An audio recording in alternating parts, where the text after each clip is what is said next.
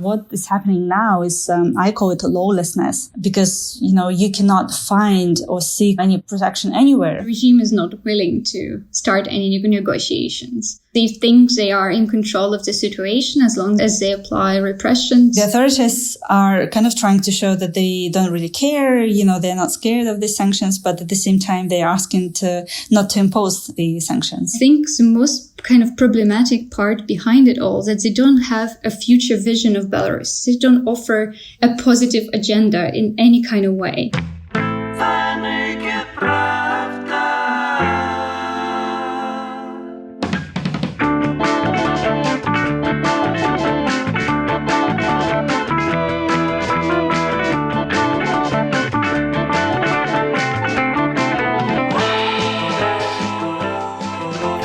Welcome to another episode of The Naked Pravda, Meduza's only English language podcast. I'm Eilish Hart, the news editor for Meduza in English, and this week I've put together an episode that looks back on the past 6 months of opposition protests in Belarus. The protests began in August 2020, when election officials declared that Alexander Lukashenko had won his 6th consecutive presidential term. The mass demonstrations were met with a violent police crackdown, which, in combination with the onset of winter, led opposition protesters in Belarus to adopt new tactics for expressing their discontent. To find out more about the current political situation, I invited 2 experts on the show to talk about how the opposition movement has evolved and how Lukashenko's regime has managed to withstand the protests. We started our conversation by talking about the All Belarusian People's Assembly, a congress of delegates from across the country that takes place every 5 years. This year's event was held on February 11th and 12th, the same week the opposition protests entered their 6th month. It was the first major event since the elections for the regime. So for them, institutionally, they were setting quite a lot of expectations for different societal groups in Belarus. That's Maria Rochova, a doctoral researcher at the University of Oslo whose work focuses on symbolic politics and identity in post-Soviet autocracies. Previously, there were talks about that they will announce certain constitutional reforms. They were also creating different expectations that they would offer certain concessions, institutional concessions. So overall, there was this kind of moment from the elections leading to this specific event. But I think it's also important kind of as a symbolic kind of aspect of what it represented. From a more symbolic perspective, I think they were trying to create a gesture that is aimed at the remaining supporters of the regime in Belarus. So they were presenting it to people who were not vocal, who were rather silenced by the protesters. So they were trying to show, here there is a forum for you. So they created, special bags for them. They created as well a buffet from them. So they are as well trying to kind of mark it as their own kind of place, and they were talking directly to this specific audience. But at the same time, all this kind of things that were we expected from this assembly didn't create a moment for the regime later. So they announced kind of constitutional changes that were not even presented. Again, there were talks about that there will be a constitutional amendment. It will be drafted.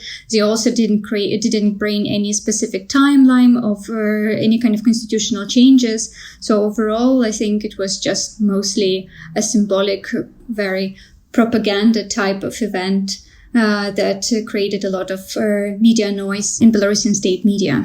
It sounds like this is kind of an event for Lukashenko to get up and kind of speak to his political base. Is there anything concrete that he's offering them in terms of incentives, I guess, to legitimize his presidency and keep him in power? I don't think that they are offering anything at this moment. I think mostly they offer that basically if you offer your consent or you are complicit in supporting this regime. So this kind of complicity will be protected by the regime. So I think here mostly it marks that they are ready to protect them in many different ways, and they are able to show that they will create them those safe kind of spaces if they're willing to commit to this propaganda messages, to the statement that the official line proposes. Those who are not complicit, they should live in danger. They're might be fines, it might be administrative arrest. People could, can knock on your doors at any time. But here with us, you're kind of in this kind of safe harbor. I asked a similar question about the purpose of this year's All Belarusian People's Assembly to Hanna Lubakova, a journalist from Belarus who's also a non-resident fellow at the Atlantic Council think tank. Basically, that assembly was kind of a session of group therapy. It was important, obviously, for several reasons. Firstly, because Lukashenko promised that the assembly would discuss the constitutional reform, and it did. Some details about the reform appeared only towards the end of his speech. So he's kind of postponing even conversations about possible amendments. And obviously Belarusians expected it to be sooner, but the reason why Lukashenko is postponing the reform is because he feels stronger and more confident now, so he doesn't feel that he needs to change anything. Another kind of important aspect of that assembly, it was supposed to be a national inclusive dialogue. Lukashenko himself promised that the entire spectrum of opinions on what's happening in the country would be presented at the assembly. In reality, however, no Lukashenko's opponent was present. There were several messages to Russia sent during the assembly. It's obviously because Lukashenko understands how important is to kind of keep the Kremlin on his side. And he kind of himself many times appealed to Putin, saying that they are in the same boat against this, collective West presented as the enemy, and that protests in Russia are a continuation of the protests in Belarus. So it's important to fight it together. Also, Lukashenko mentioned the conditions under which he would leave. And he said that he would leave if the protests stop and that there would be guarantees for him and his closest circle. But I would say that, people in Belarus do not necessarily believe in such promises because, Lukashenko, we all know that it's obviously in his interest that the protests stop, so that he can say that, it's all fine in the country and there is no dissent anymore. And I would say that it might have been a message to Russia again, that, there is some room where he can actually reach a compromise and kind of show that he's ready to leave or he's ready to have a constitutional reform, whatever.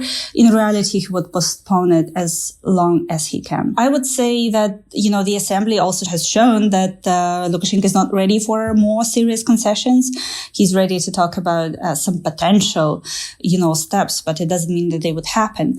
And the less specific steps he says, proposes, offers, the longer it allows him to kind of stay in power, because if he only talks about possible change, it doesn't mean that this would happen. He can, keep talking about this for years. In general, his closest circle, as much as they are loyal, obviously, to him, and I mean his power vertical officials and security forces, this is not a monolithic system. There are clear divisions between them. Many people defected. Many people left.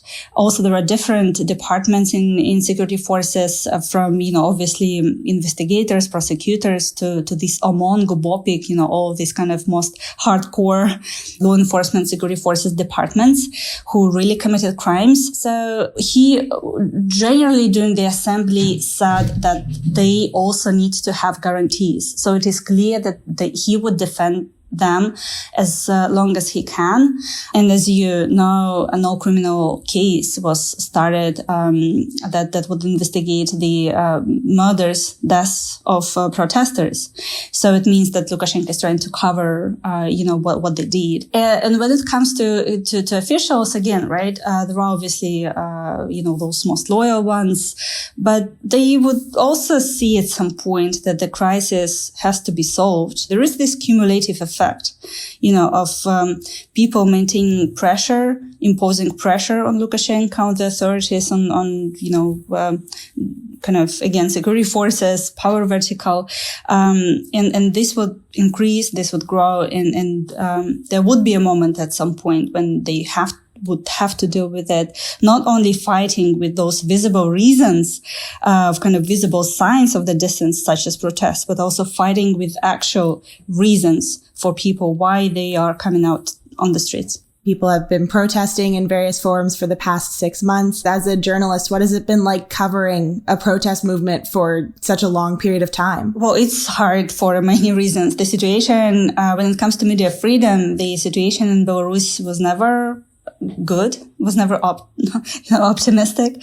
It was always dire. But I think since, even before the elections, actually, not only since August last year, but even before the elections, I would say that a real war against journalism has started. As you know, in May, in June, like months before the elections, bloggers and journalists were already arrested. And then, it just continued. We journalists, when we report on the streets, we are being detained for taking part in a protest, even though we have, all these identification signs, that we are journalists, we are press. So they are clearly targeting us.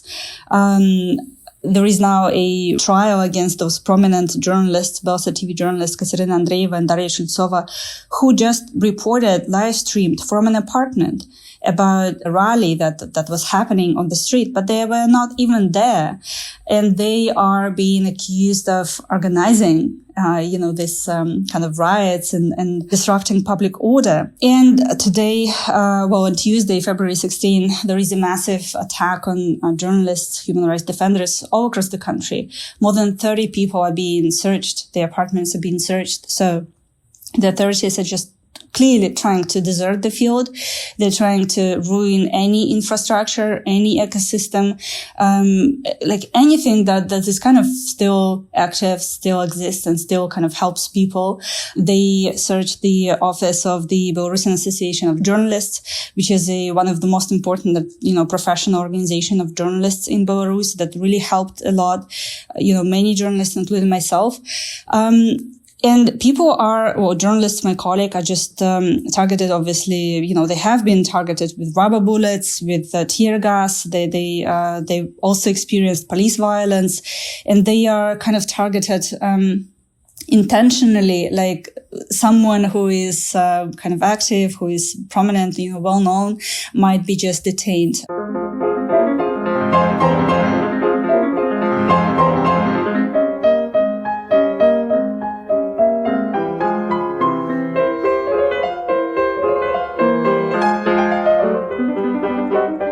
Going after the media is a very kind of clear response that the authorities have had to the opposition movement. And then obviously the demonstrations have been violently suppressed. What other tactics are the authorities using to try and kind of quell dissent? Whatever organization or infrastructure or a platform exists, it's active and helps people. It's well known and people use it. The authorities are just trying to crack down on it. Whatever activity is happening, the authorities are cracking down on it. Only this weekend, at least 100 people have been detained. And among those people were, imagine, folks who just attended a concert. So the authorities just all of a sudden thought that it's just very dangerous, and this more than 60 people have to be detained, and also like a few dozen people who went skiing. So they're just they're just detaining people. And there are cases, there are this hundreds, dozens of videos that we receive, from different cities, from different towns, showing that people are just being detained for basically just going out, leaving their apartments. And this is this atmosphere of fear that the authorities are creating. It works in some way because, well, firstly, people just don't feel safe. They don't feel secure. And because they receive so much information about these repressions, happening all over the country, they also feel powerless. What is happening now is, I call it a lawlessness, because, you cannot find or seek, any protection anywhere. The court will not defend you. The police will not defend you. So that's kind of how it's working, and what effect it actually has on people, right? At the same time, it also doesn't work because people just understand like that if they stop, that would be even worse. And there is this, so now they're applying these guerrilla methods. They, put stickers or hold white, red, white flags, and then, or go in shopping malls and sing some kind of national traditional songs, and then they disperse immediately so that they are not detained. But when it happens in dozens of places, it still imposes a lot of pressure because it just shows that people are not ready to give up. And they, still kind of show their discontent. What's also important, what's happening now is that, all these kind of courts and trials are happening. And it will be, there will be more of those. There are currently more than 250 political prisoners, but there are also almost 2,000 criminal cases, that were launched against peaceful protesters or, just people, activists who took part in rallies. And are we going to end up with more than 2,000 political prisoners? Well, that's a good question. Are these cases from recent arrests, or is it just that the judicial system is just getting to them? Any court, any publicity, firstly, obviously brings people's attention to the case of this person, but also provokes more criticism from abroad, from the West, from Western organizations. And if this case, if the authorities give up on the case and this person is released, it shows a signal that, for people that they kind of don't have to be afraid, that they can continue protesting because it's still possible that the authorities are releasing someone. If this case is brought to the court and this person is given 8 years in prison or 5 years in prison, whatever, it also kind of forces those international organizations to impose sanctions or whatever pressure they can impose, right? Or just say that they are deeply concerned. But still, they are, again, postponing this process as much as they can. So that's why not so many political prisoners are being on trial. The authorities are trying to leave some room for themselves. Trading of political prisoners is something that Lukashenko has been doing for years. And there are signs that he is coming back to the same procedure, to the same idea. The more, he's not decisive, the longer he postpones the actual decision, the better for him, obviously. But it doesn't mean that we have to, as the international community, that we have to follow kind of the same logic. I'm just afraid that the West would see some signs of progress because he would release one person or two. This cannot happen because, these are not only political prisoners, these are hostages.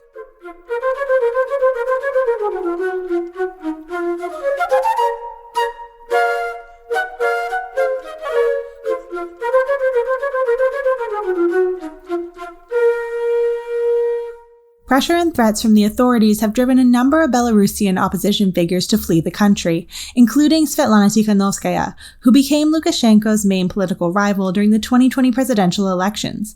Tikhanovskaya is now living in exile and leading a unified opposition from Lithuania. So I asked my guests to explain how Tikhanovskaya's role in the opposition movement has changed over the last 6 months. I think her role involved with the results of the election. So she received additional legitimacy, not from the official results, but from public mobilization campaign after the election. So we still don't know the official results, but the massive election fraud and additional election observation helped to indicate the public opinion that she actually managed to mobilize voters and gain quite a lot of votes in this election.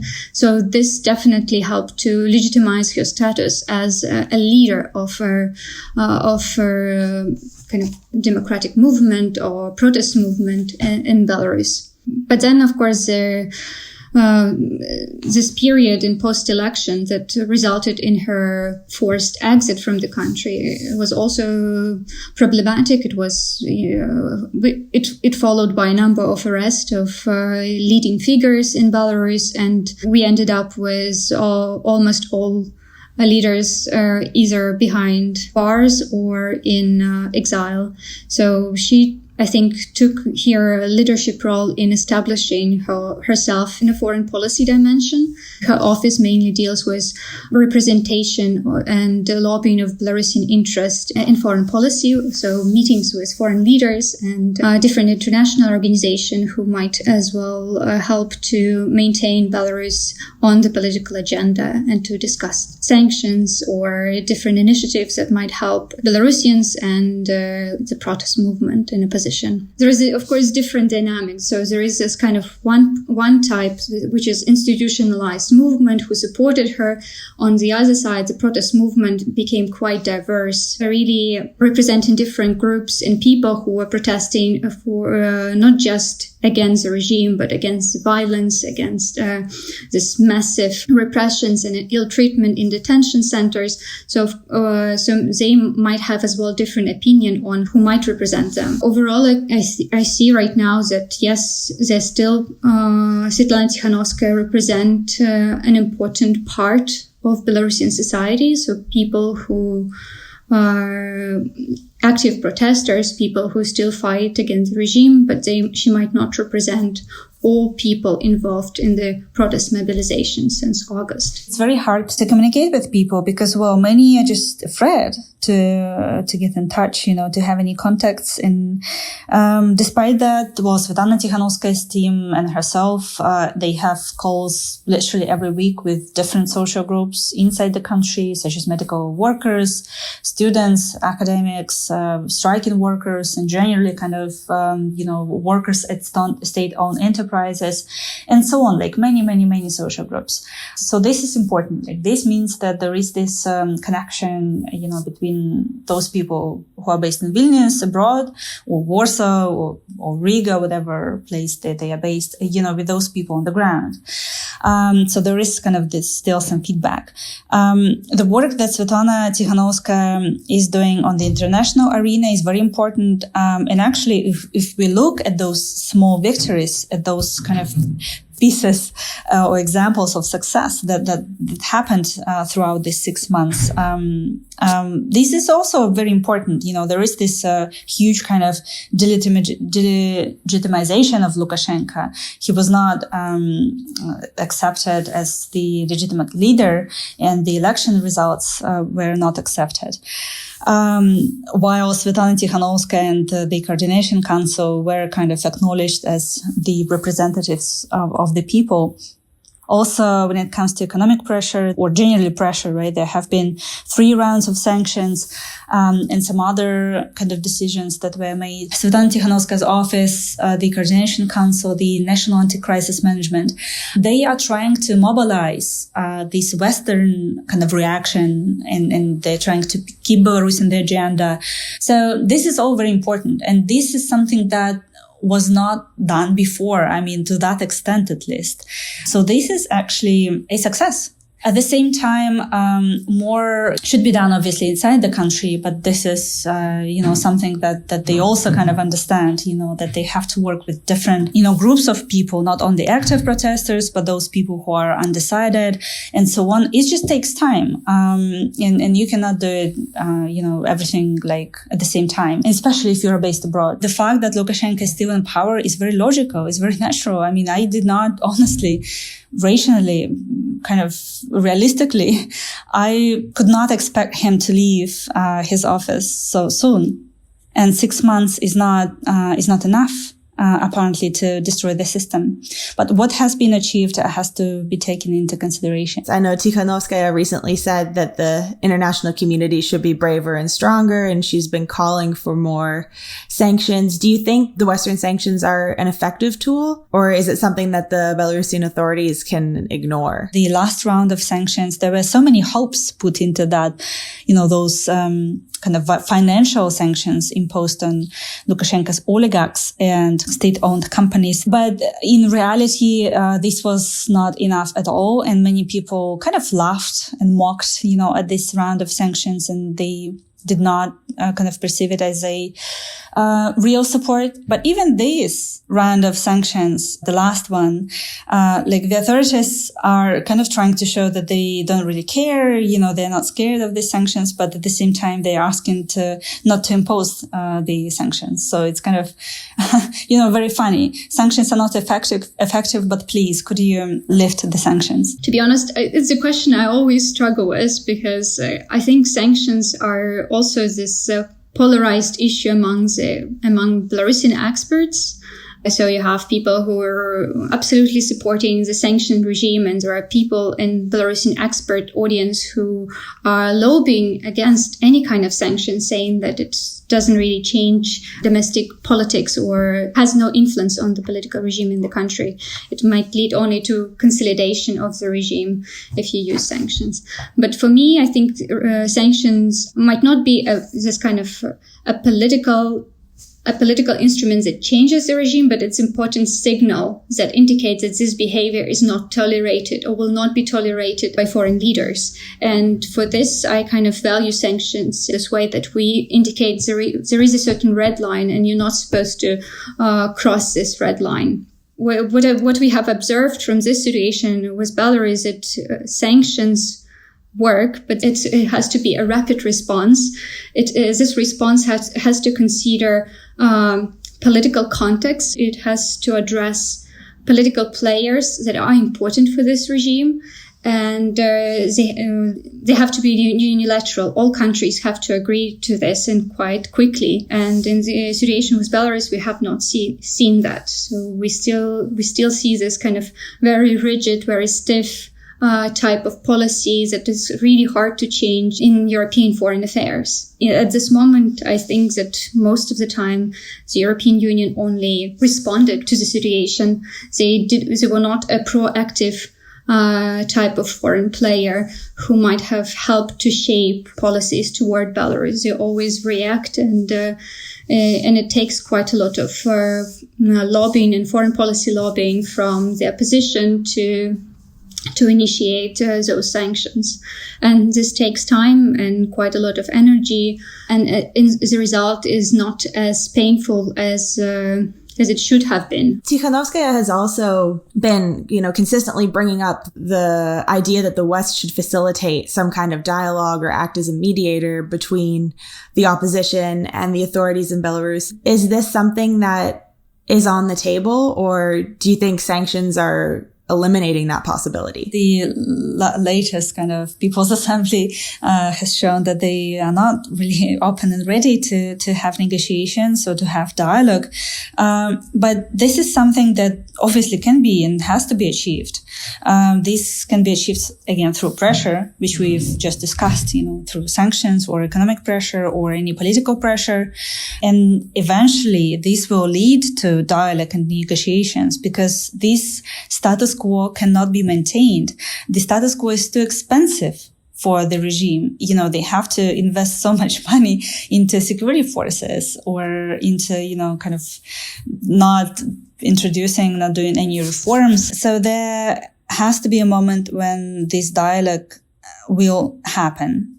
The problem I see now is that there is no political will from the West, and no country region is capable of taking responsibility and introducing a unified, strong position towards the solution of the Belarusian crisis. And the time is ticking. Every day is dangerous for Belarusians.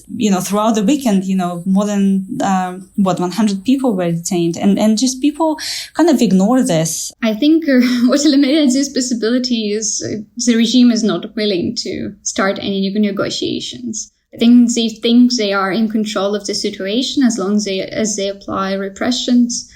And I think they just, they consider that Tikhanovskaya has no leverage on domestic situation. So there is no political body inside Belarus which could represent a united opposition.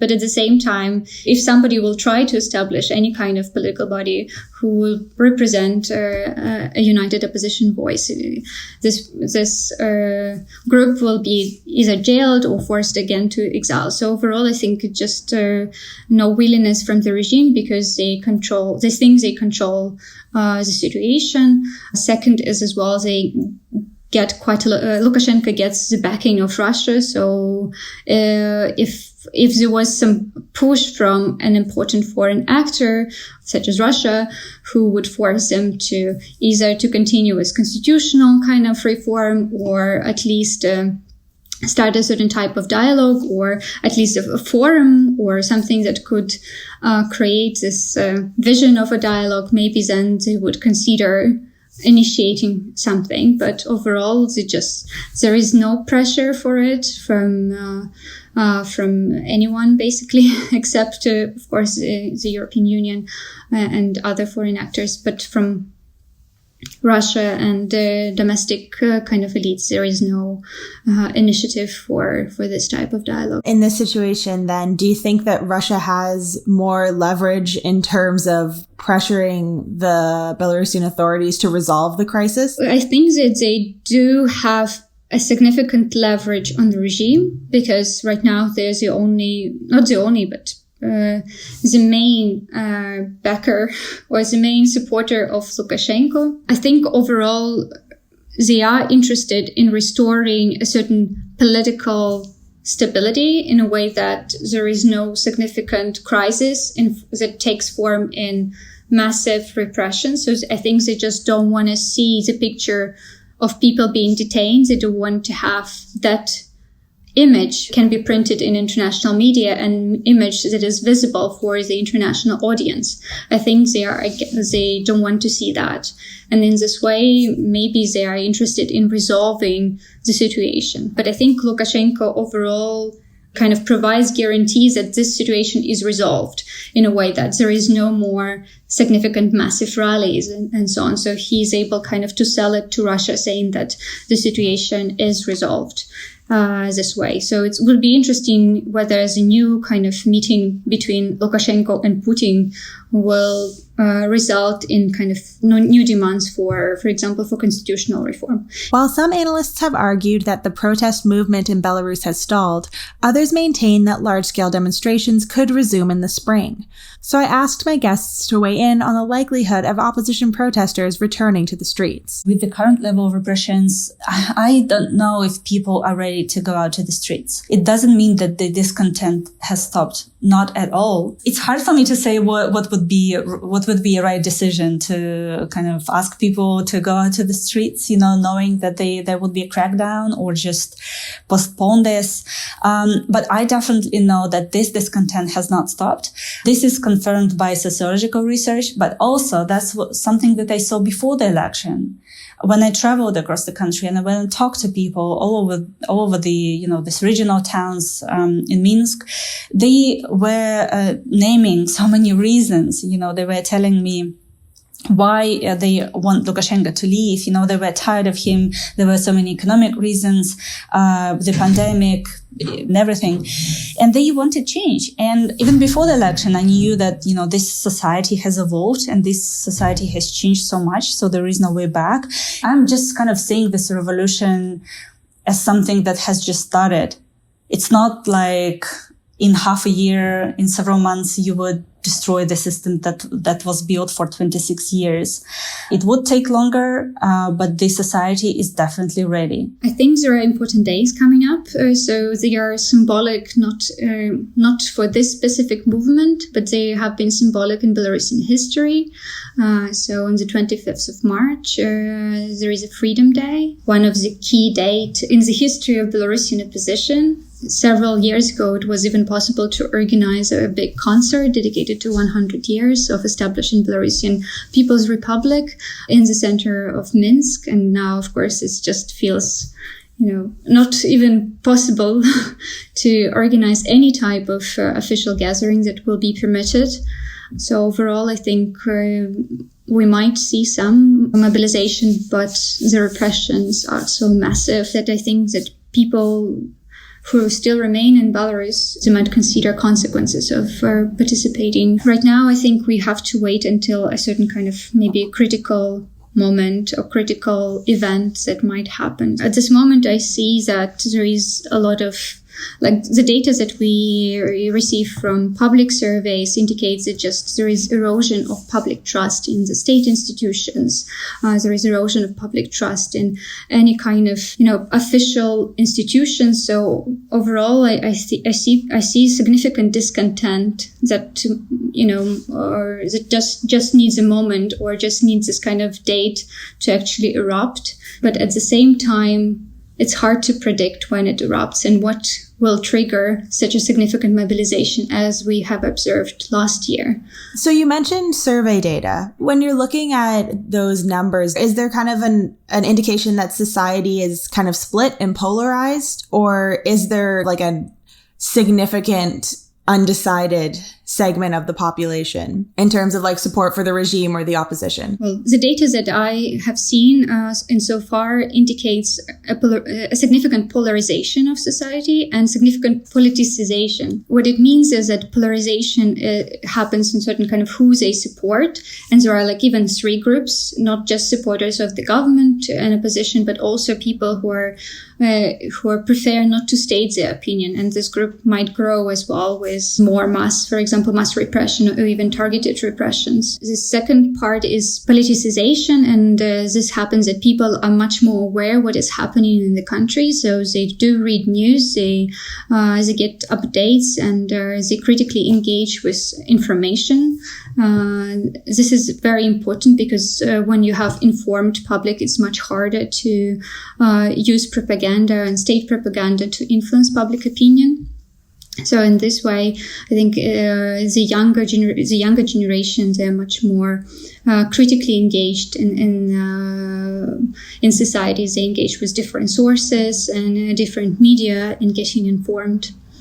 Overall, this data indicates that, right now we have significant, this kind of three divisions. So there is like around 20 to 30% supporting the current government and 30% supporting the leadership of Tikhanovskaya or the opposition in exile.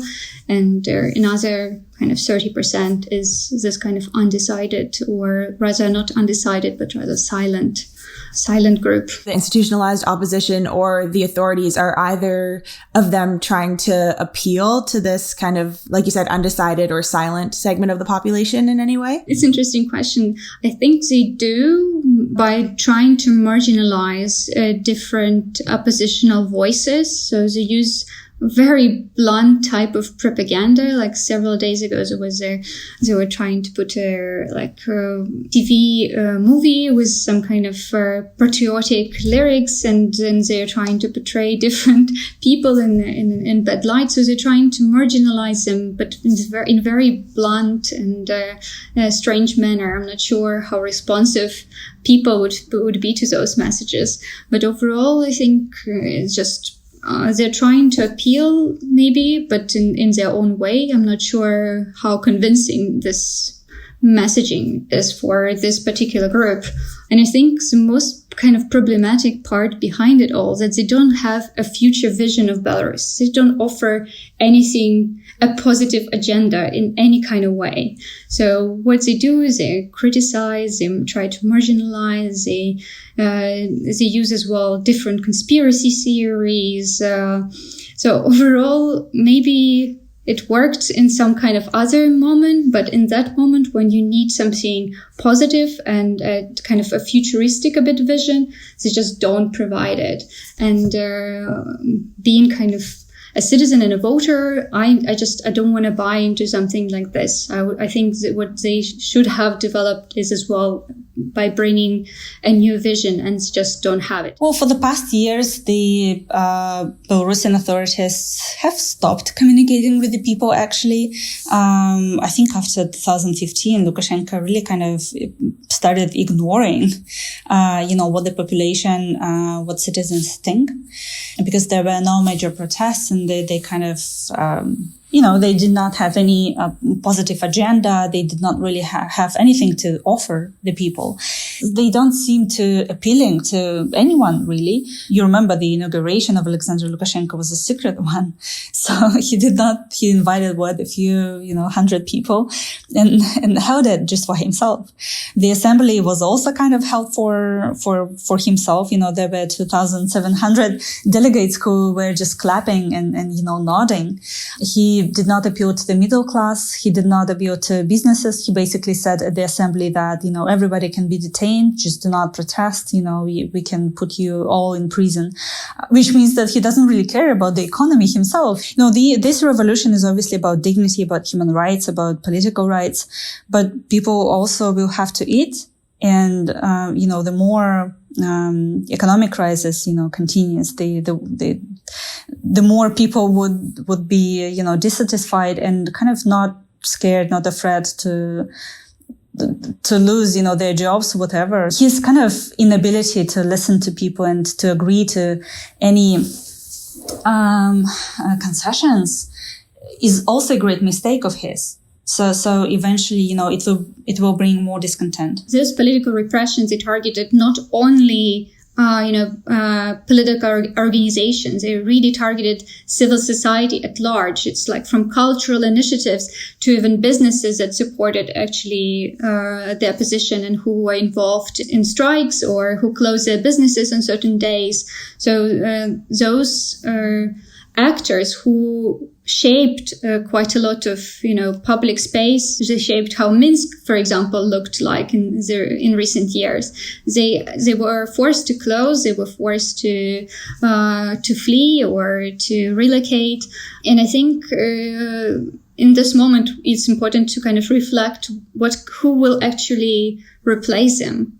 Whether the spaces will remain empty, whether the regime will, keep those repressions and those places will have to stay completely closed, and there will be no new initiatives happening because also there will be no funding for different civil society initiative via United Nations or European Union or other international organizations. It will have much larger impact on society than we currently consider. So this political crisis affects not just, political freedoms and civic freedoms, but overall this how the country will develop and what we will see afterward, because those initiatives really changed and shaped how young people, for example, saw their future professions, how they engaged in urban kind of environment, how they consumed and so on. So I think there is a kind of larger impact and there is a larger political crisis happening in the country. This is a moment of reflection as well for the people who might not willing to express their opinion, but this is kind of might shape the entire generation of how they engage in politics. You've been listening to The Naked Pravda, an English language podcast from Meduza, and I hope you'll recommend us to your friends and leave a review on Apple Podcasts or wherever you are tuning in to help put this program in front of more people. Thank you for listening, and come back soon.